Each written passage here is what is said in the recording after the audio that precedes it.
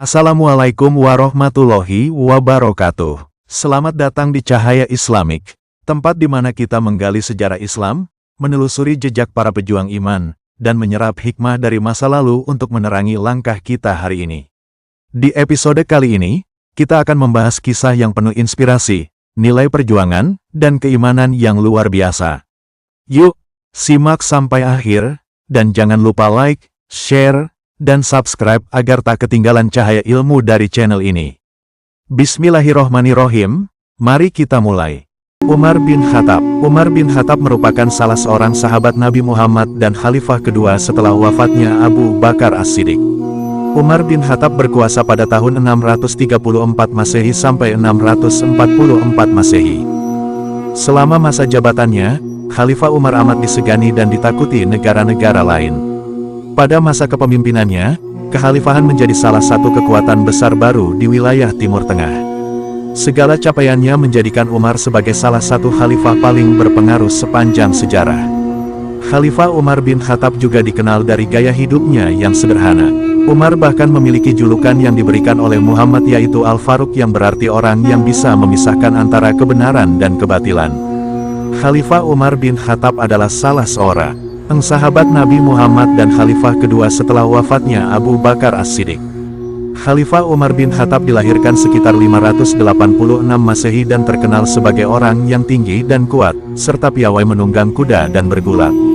Sebelum masuk Islam, dia adalah seorang orator ulung, pegulat yang tangguh, dan selalu diminta sebagai wakil sukunya bila menghadapi konflik dengan suku Arab yang lainnya. Selama masa jabatannya, Khalifah Umar bin Khattab amat disegani dan ditakuti negara-negara lain. Khalifah Umar bin Khattab dikenal dari gaya hidupnya yang sederhana. Ia memiliki sifat-sifat yang patut diteladani, seperti adil, penyayang, antusias, cerdas, teguh iman dan selalu sedia membela agamanya. Sifat-sifat tersebut tertanam mantap pada dirinya, tidak tersembunyi bagi orang yang memperhatikannya. Menurut Abbas Mahmud Al-Akkad, Khalifah Umar bin Khattab meninggal pada 25 Zulhijjah 23 Hijriah dan selanjutnya digantikan oleh Utsman bin Affan. Ia adalah salah satu dari 10 orang yang dijanjikan masuk surga. Beberapa hadis menyebutkan dirinya sebagai sahabat Nabi paling utama setelah Abu Bakar. Umar lahir di Makkah dari klan Bani Adi, yang bertanggung jawab atas arbitrase antar suku. Ayahnya adalah Khattab bin Nufail dan ibunya adalah Hantamah binti Hisham, dari suku Bani Maksum. Di masa mudanya dia biasa merawat unta ayahnya di dataran dekat Mekah. Meskipun baca tulis tidak umum di Arab pra-Islam, Umar belajar membaca dan menulis di masa mudanya. Saat masih remaja, Umar mempelajari seni bela diri, menunggang kuda, dan bergulat. Dia tinggi, kuat secara fisik dan pegulat terkenal. Ia juga seorang orator berbakat yang menggantikan ayahnya sebagai penengah di antara suku-suku. Pada tahun 610 Masehi, Muhammad mulai mengkhotbahkan pesan Islam.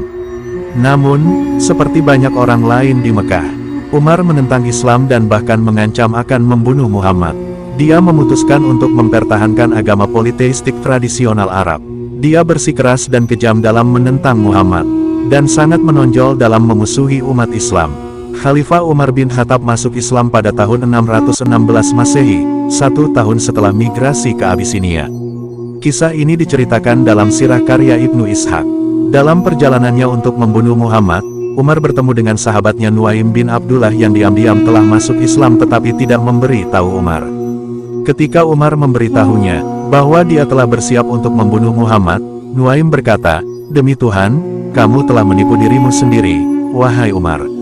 Apakah menurut Anda Banu Abdu Manaf akan membiarkan Anda berlarian hidup-hidup setelah Anda membunuh putra mereka?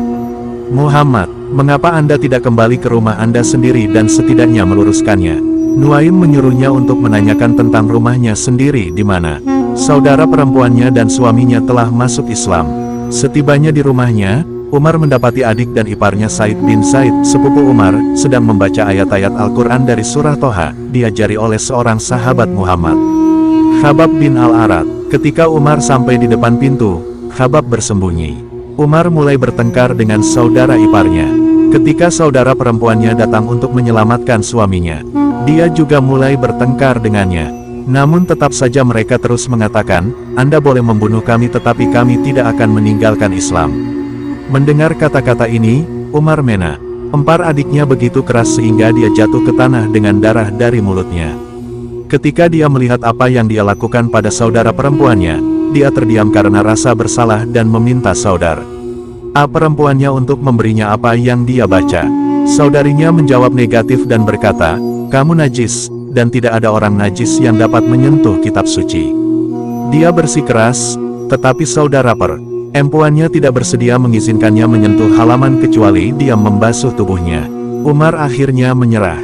Ia membasuh tubuhnya dan kemudian mulai membaca ayat-ayat yang berbunyi, "Sesungguhnya Akulah Allah, tidak ada Tuhan selain aku, maka sembahlah aku, hanya, dan dirikanlah sholat yang teratur untuk mengingatku." Quran Surat Toha ayat 14.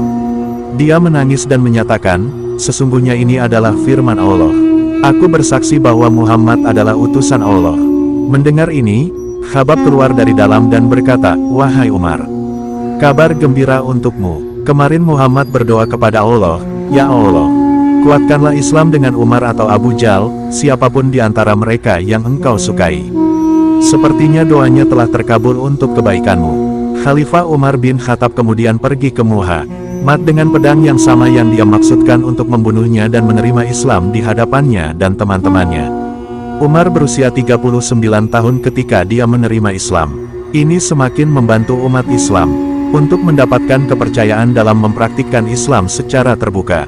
Pada tahap ini Umar bahkan menantang siapa saja yang berani melarang umat Islam melaksanakan salat, meskipun tidak ada yang bera. Ini mengganggu Umar ketika ia sedang salat terang-terangan. Pertobatan Umar ke Islam memberikan kekuatan kepada umat Islam dan iman Islam di Makkah. Setelah peristiwa inilah umat Islam melakukan sholat secara terbuka di Masjidil Haram untuk pertama kalinya. Abdullah bin Mas'ud berkata, "Masuk Islamnya Umar adalah kemenangan kita, hijrahnya ke Madinah adalah kesuksesan kita, dan pemerintahannya berkah dari Allah. Kami tidak salat di Masjidil Haram sampai Umar masuk Islam. Ketika dia masuk Islam, kaum Quraisy terpaksa membiarkan kami salat di masjid." Wallahu a'lam bishawab.